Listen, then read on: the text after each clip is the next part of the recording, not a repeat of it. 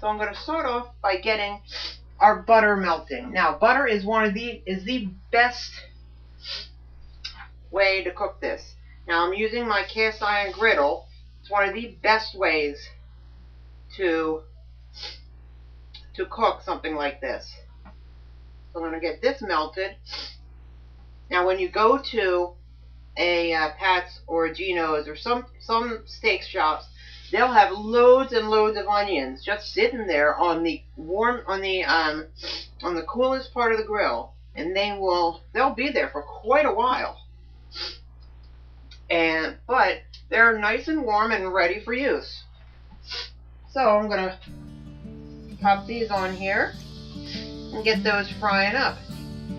It's gonna be real simple. Now, it's easiest to fry. Move this up a little bit with 2 spatulas. I don't have 2 that are nice and hard, so I'm going to use this. That works, nice and firm and stiff.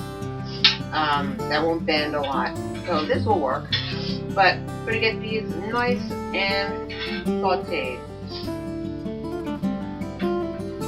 Now, if you're going to add onion, if you're going to add mushrooms or peppers, throw them in with this. Okay. Okay, those are coming along real nice. Those are looking beautiful. Okay. Let's salt and pepper these.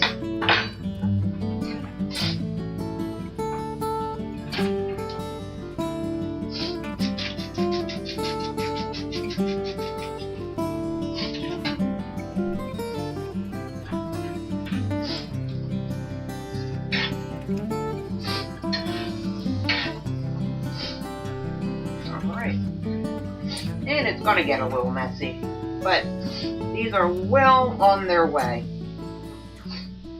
Okay, now it's time to put on our steaks, and I'm going to use these sirloin tip beef steaks here and cut these open and pop these on here.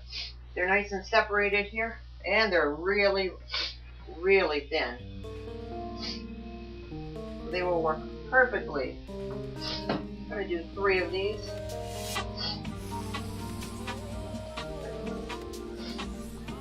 This cooks very quickly. Make sure these onions don't burn. They're looking absolutely beautiful. Turn that part up a little bit with some salt and pepper on these.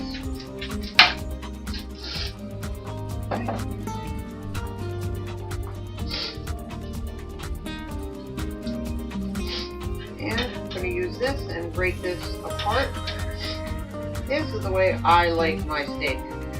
I like it nice and broken apart like this. Cooks a little quicker, and I think it's a lot easier to eat.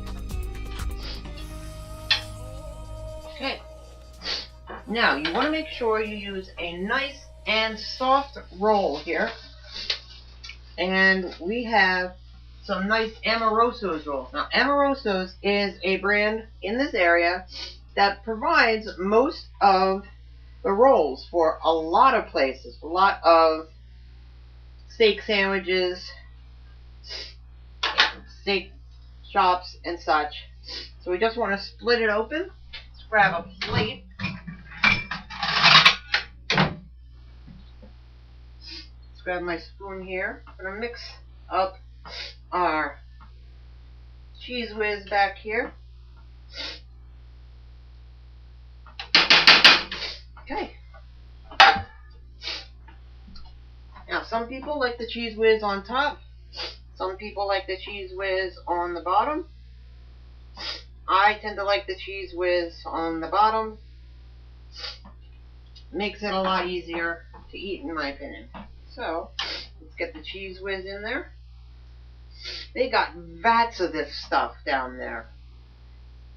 And cans and cans and cans of it. Now let's close that up. Open it up again. Perfect. Let's turn off that side. Turn off the onions, Those are perfect. And so is our steak. Steak is absolutely perfect. Got our cheese on here, and who cares if it gets all over the place? Let's grab our steak, put it right in there. Now you can put more or less in these.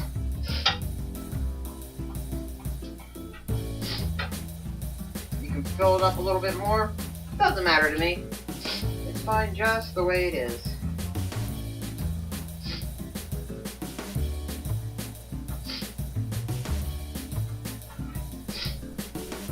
And that, my friends, is a Philly cheesesteak.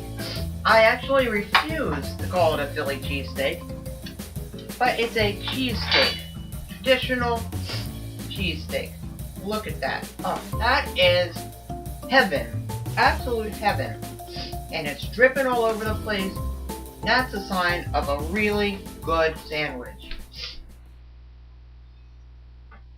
Mmm. Oh, that is perfect. Mmm.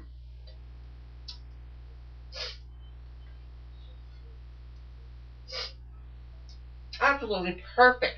Mmm. You gotta have the nice lean